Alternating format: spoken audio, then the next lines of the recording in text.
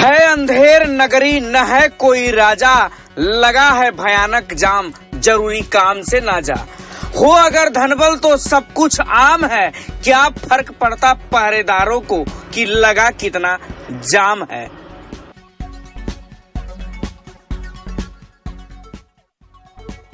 बर्दाश्त करो चाहे जितने सितम, तुम्हें ही रखना होगा संयम। धनबल वालों के लिए स्वतः बन जाते हैं नए नियम। आपकी सारी आवश्यक जरूरतें भले ही हो अधूरी, धनबल वालों की चाहत हर हाल में होंगी पूरी। धनबल के आगे तो सब फना है, धनबल हो तो कोई फर्क नहीं पड़ता हाथ कितने खून से सना है। जब जिसके पास हो धनबल का जुनून, तो दम तोड़ ही देता है वहां भारत का सब कानून।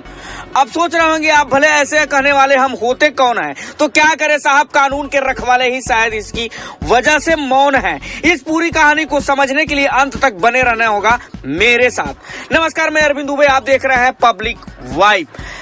कहानी पर आए पूरी घटना से पर्दा उठाए तो इसके पहले आपको यह जानना जरूरी होगा कि सोनभद्र जनपद में बड़े मुश्किल से 4 लेन सड़क बनने का प्रस्ताव पास हुआ। वह सड़क आज से तकरीबन 8 वर्ष पूर्व बन भी गई, पर जब तक जिंदगी की जंग झेलने वाले न जाने कितने केवल इस सड़क की वजह से अपनी जान भी गंवा चुके थे। पर देर आए दुरुस्त आए, बनी सड़क तो सब कुछ बदला भी। जिस जिला मुख्यालय जाने को कभी चुनौती समझा जाता था, वह चाय पान का माध्यम बन गया। अन्यथा वह मंजर भला कौन भूल सकता है, जो मारकुंडी पार करना बिन वीजा के पाकिस्तान जाने से भी बड़ा संकट लगता था। क्योंकि कब जाएंगे तो आ पाएंगे कि नहीं, ऐसे सवाल शायद हर किसी के मन में भी होता था।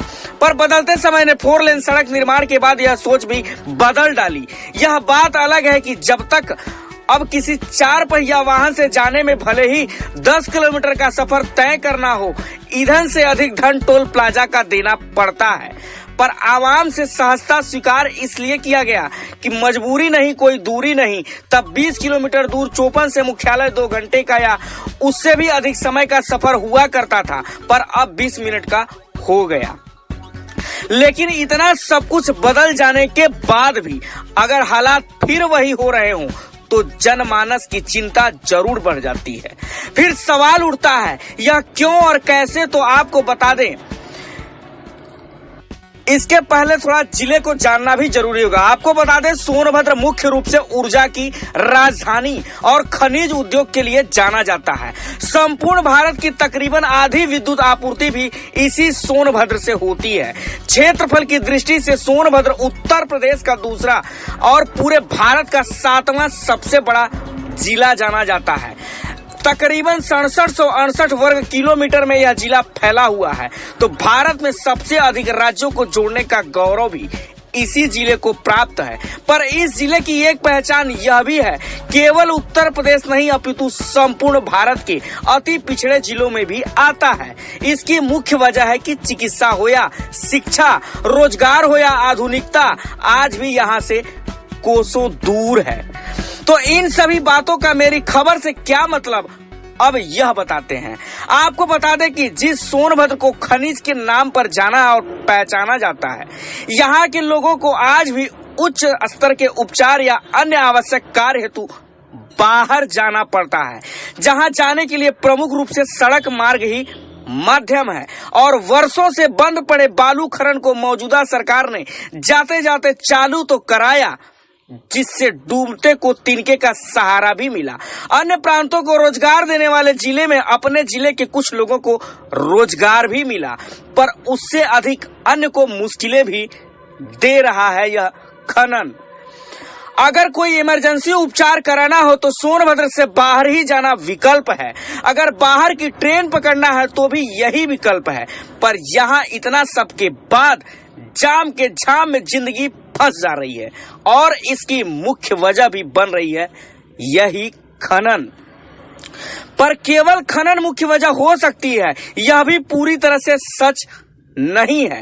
एक सच यह भी है कि इन खनन करने वालों के सामने खाकी समेत अन्य संबंधित ऐसे घुटने टेक दे रहे हैं, अपने कर्तव्यों के प्रति विमुख हो जा रहे हैं। इसकी एक वजह यह भी है हम यह क्यों कह रहे हैं तो समझें कि जिस उत्तर प्रदेश पुलिस और प्रशासन की पहचान दुनिया के टॉप पुलिस वालों में की जाती हो, वह यहाँ इतने पर बेपरवाह हो जाती है मानो जैसे कुछ भी नहीं दिखाई देता हो।